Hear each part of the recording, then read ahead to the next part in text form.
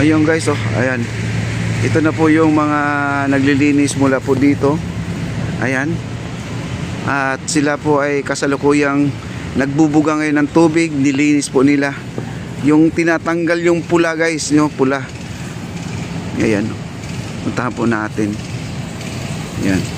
Ito mga nandito. Kumbaga ito ay kagabi lang at mga mangyayari daw dito mga kaibigan, meron pang 2 buhos pa mangyayari. Ayan o, dito na po tayo. Sila po ay naglilinis. Ayan o. Ayan o, nagbubuga sila o.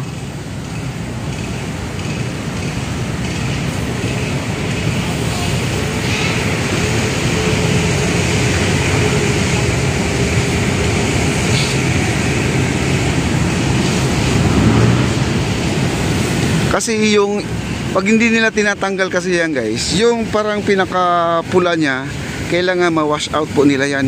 Bukod sa meron tayong floor polisher, meron pa silang pressurized na spray. Ayan po yung pressurized.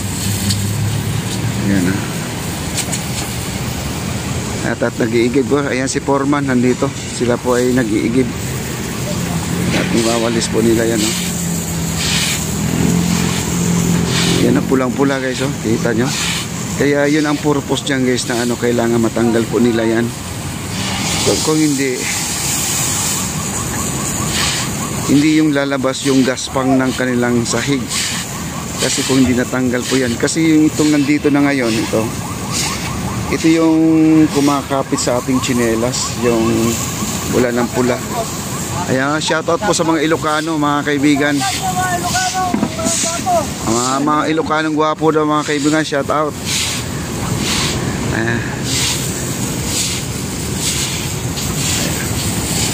Ayan o. Bukod dito sa pinipresyo nila yan, meron silang ano, lampaso. Ayan.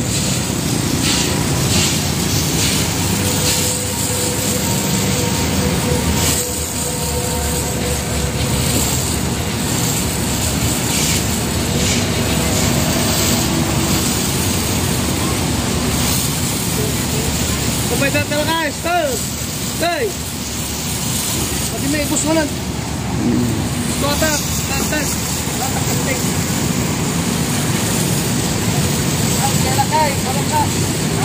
Shout out sa kay Lakay daw.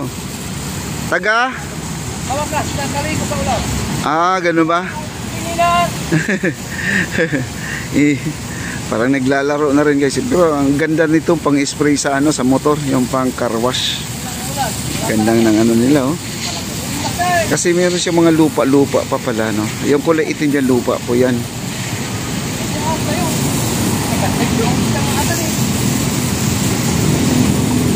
Ayan oh, malinis na dito guys oh. Ayan oh. Malinis na po dito. Diba? Ito yung kanilang makina ito. Ito yung ano, yung pressurized nilang kaibigan. Itong gamit nila ngayon. Hey, Engineer Ray. Ayan po, ang 2 pong engineer nandyan po. Ayan. Oo nga eh. Ma-interview nga natin si ma'am. Matanong po natin si ma'am. Ayan po si ma'am. Siya po ang in-charge po dito sa flooring, ma'am. Ma'am, good afternoon po. Ma'am, tanong ko lang po dito sa ano, ilang buhusan pa to? Mayroon 2 buhusan pa. 2 buhusan pa? Pero yung sa baba, nalagyan na ba ng ano yan, floor, ano yun, waterproofing? Yung ramp na yan? Lalagyan pa yan? Di na? Pero hindi na itetest yan. Hindi na itetest yan? Kasi may stock sa baba. Yun lang. Ma'am, kailan po matatapos to? Di, marami kasi mga viewers. Di, kailan to matatapos? Ang target date namin is October 29 matapos ang completion po. Lahat-lahat na? Yes po. Yung hagdanan ba magiging ano din yan? Yung kulay, ano ganyan din? Magiging sandwash din po. Sandwash din siya? Pagsasabayin na lang? Ayan, oh. Ma'am, anong pangalan niyo po? Girly po. Girly. Ayan, maraming salamat. Siya po ang engineer dito. Engineer sa Bumanite. Siya po, ayan si Ma'am Girly.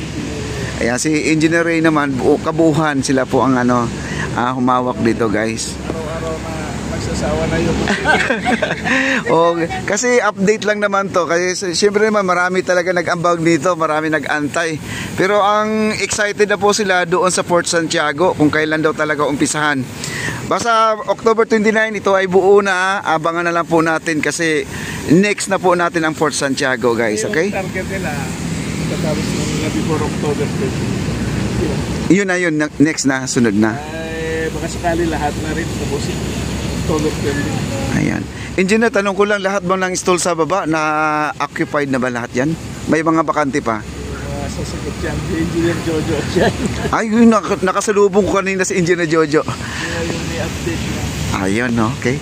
Salamat, Engineer Ray, Ma'am Gern, ang ating engineer po sa Pomalite natin. Okay? Balik po tayo dito sa naglilinis, guys. At narinig na po natin ang ating buhos dito, mga dalawa pa. Dalawa pa ang buhos natin papunta doon sa pinaka-ramp. Pero yung ramp naman natin ay i-waterproofing pa rin, pero wala na siyang flood testing. Diretso na siya kasi wala nang stall doon sa baba, kundi bodega na lang po yun. Pero siguro naman, i-double coat na rin nila yung waterproofing para sigurado na po na walang tatagos, walang lalabas na na tubig doon sa silong, para perfect na po lahat ang natin. Ito po, guys, yung tawag nito, minamahal po ang kanilang trabaho, kaya hand working po, hand working, loving sa kanilang trabaho, mga kaibigan. Kasi yung iba sa ibang bansa kasi ang trabaho doon ay puro post button na at high tech na. Dito kasi pag nakikita nyo ito na parang hindi lang mano-mano, talagang minamahal po, na galing po sa magagaling na kamay ng mga Pilipino. Ganun po ang mga manggagawa po natin dito.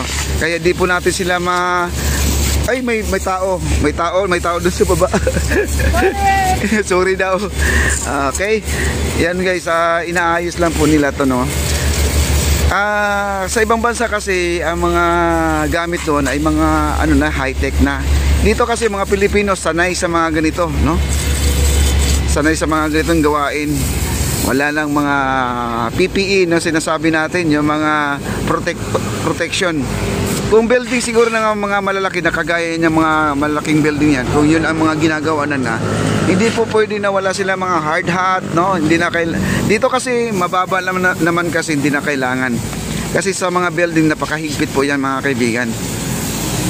Ayan na po, at naglalampaso na po sila, guys, oh.